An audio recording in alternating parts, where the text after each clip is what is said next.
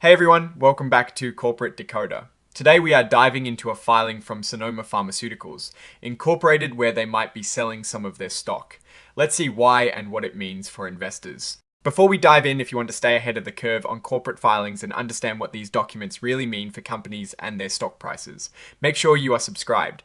Also, we have a fantastic community on Discord where we break down these filings together, link in the description. Alright, let's get straight into it. Sonoma Pharmaceuticals Inc., or Sonoma as it is traded on the stock market, has filed a report on the 26th of September 2025.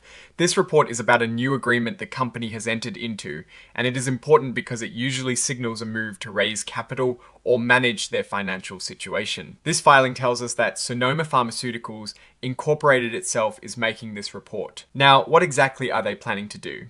This report is all about their common stock, the regular shares of ownership that people can buy in the company. The main event here is that on the 26th of September 2025, Sonoma Pharmaceuticals entered into something called an at-market issuance sales agreement.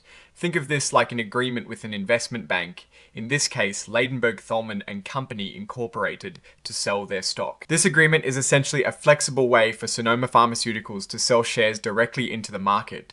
What this means is instead of issuing a big chunk of stock all at once, they can do it gradually whenever they think it is the right time and at the right price. Ladenburg Thalmann Suvi Company Incorporated acts as the agent finding buyers for these shares. Now, this service is not free. Sonoma Pharmaceuticals will have to pay Ladenburg Thalmann and Company Incorporated a commission for each sale.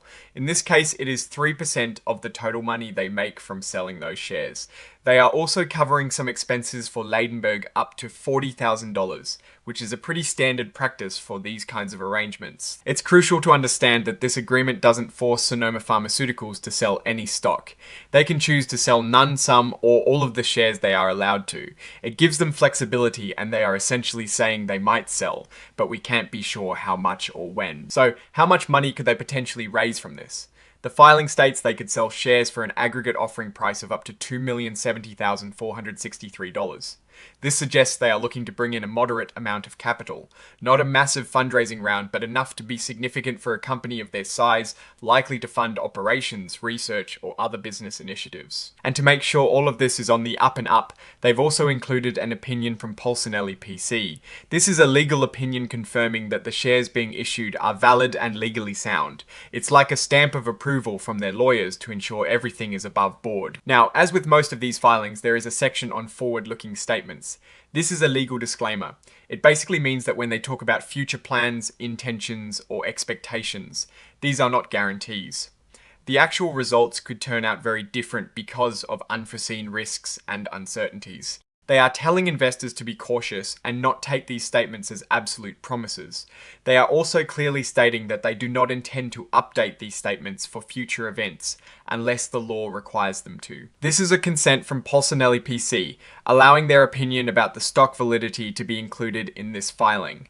It's a necessary piece of paperwork for them to be able to use that legal opinion. And finally, Exhibit 104. This is the cover page of the filing formatted in something called inline XBRL. This format makes the data in the report easier for computers to read and analyze, which is great for automated systems and for investors who use data analysis tools.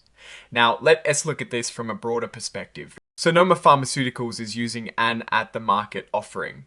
This is often a sign that a company wants to raise cash without significantly impacting its stock price. If they were to sell a huge number of shares all at once, it could flood the market and drive the price down. By doing it gradually, they try to get a better average price for their shares. This could mean they have a specific need for cash, perhaps to fund ongoing research and development for new drugs, or to cover operational expenses as they grow. The amount they aim to raise, just over $2 million, is not a huge sum in the grand scheme of large pharmaceutical companies, but could be substantial for Sonoma Pharmaceuticals. It suggests they are looking for incremental funding rather than a massive capital injection.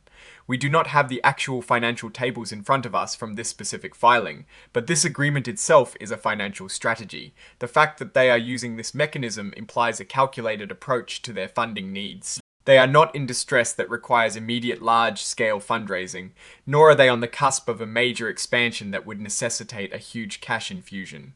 It is more of a steady, as-she-goes funding approach. One of the key risks, as they mentioned in their forward-looking statements, is that actual outcomes might differ. This is particularly relevant for pharmaceutical companies, where drug development has a high failure rate and market dynamics can shift quickly. The success of this stock issuance will depend on market conditions and investor sentiment towards Sonoma Pharmaceuticals.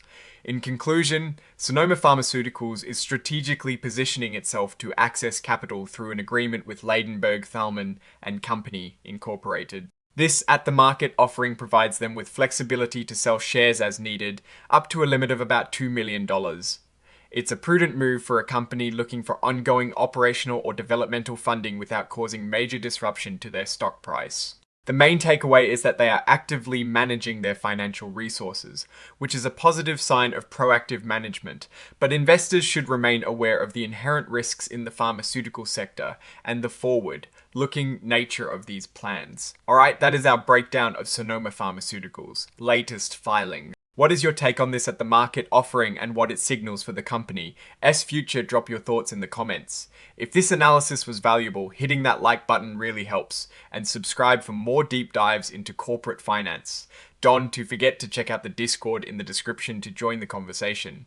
Thanks for watching. See you next time.